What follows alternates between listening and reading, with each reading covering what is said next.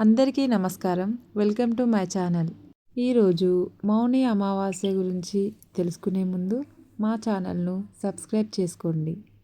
మౌని అమావాస్య ఎందుకంత విశిష్టమైనదో తెలుసుకుందాము. జనవరి 29, 2025న మౌని అమావాస్య రానుంది. కుంభమేళ జరుగుతున్న వేళలో ఈ అమావాస్య ప్రత్యేకమైనది. మౌని అంటే సంస్కృతంలో మౌనంగా ఉండటం. మౌని అమావాస్య రోజున మౌన దీక్ష పాటించాలి. మౌని అమావాస్య రోజున ఎవరితోనూ మాట్లాడకుండా పూర్తిగా మౌనంగా ఉండాలి. మహాశివరాత్రి ముందు వచ్చే అమావాస్య కావడంతో సాధువులు, యోగ సాధువులు దీన్ని పవిత్రంగా పరిగణిస్తారు. శాస్త్రాల ప్రకారం మన ఆలోచనలకు మూల బిందువు చంద్రుడు. అమావాస్య కావడంతో ఆ రోజున చంద్రుని ప్రభావం ఉండదు. అందుకనే మన నోటి నుంచి వచ్చే మాటలపై నియంత్రణ ఉండదు. వీటి నియంత్రణకే పూర్తిగా మౌనం పాటించాలి.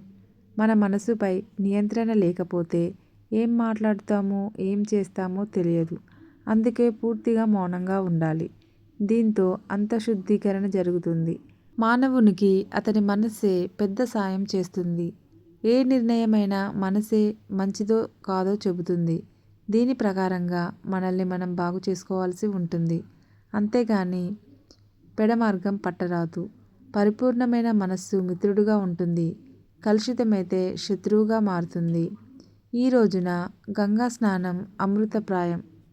ఆధ్యాత్మికంగా ఈరోజు గంగా నదిలో ప్రత్యేకించి త్రివేణి సంగమంలోని జలాలు అమృతంతో సమానంగా ఉంటాయి. ఈ సమయంలో పుణ్యస్నానమాచరిస్తే ఎన్నో జన్మల పుణ్యం లభిస్తుంది. ఇంత పవిత్ర దినం కావడంతో ఈరోజే కొత్తగా నాగసాధువుల్లో చేరేవారికి దీక్షనిస్తారు. రావి చెట్టు నీడలో దీపాలు వెలిగించి పితృదేవతలకు తర్పణం కూడా పెట్టాలి. హిందూ సంప్రదాయంలో అమావాస్యకు ప్రాధాన్యత ఉంది. ఆ రోజున విష్ణుమూర్తి, సూర్యభగవానులను పూజిస్తారు.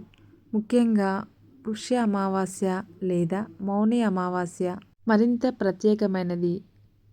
ఈ రోజున రాగి గిన్నెలో స్వచ్ఛమైన నీరు, ఎర్రచందనం, ఎర్రటి పూలు వేసి ఆ నీటిని సూర్యుడికే సమర్పించాలి.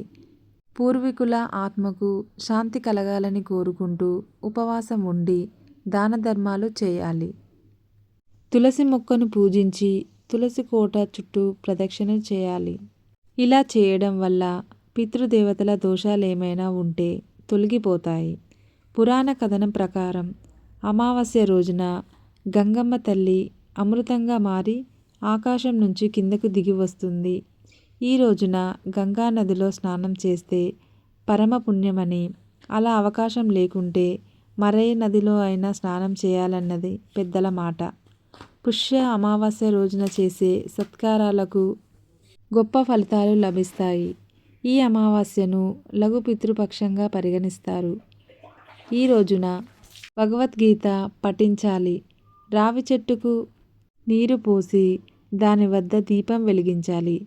ఇలా చేయడం వల్ల పితృదేవతలకు పుణ్యలోక ప్రాప్తి కలుగుతుంది.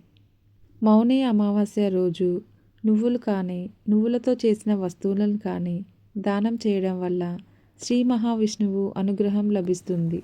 దుప్పటి, ఉసిరికాయలు, నల్లని వస్త్రాలను దానమిస్తే పితృదోషాలు, గ్రహదోషాలు తొలగిపోతాయి. ఈరోజు ఆకలితో మన ఇంటి ముందుకి వచ్చిన వారిని ఖాళీ చేతులతో పంపించరాదు. ఆహారం పెట్టండి, అవకాశం ఉంటే వస్త్రదానం చేయాలి. మౌని అమావాస్య రోజున మూగ జీవాలకు ఆహారాన్ని అందించండి. ఈ రోజున చీమలకు పంచదార వేస్తే గ్రహదోషాలు నశిస్తాయి. మౌని అమావాస్య రోజున త్రివేణి సంగమంలో పుణ్యస్నానం ఆచరిస్తే సకల శుభాలు కలుగుతాయనేది భక్తుల విశ్వాసం.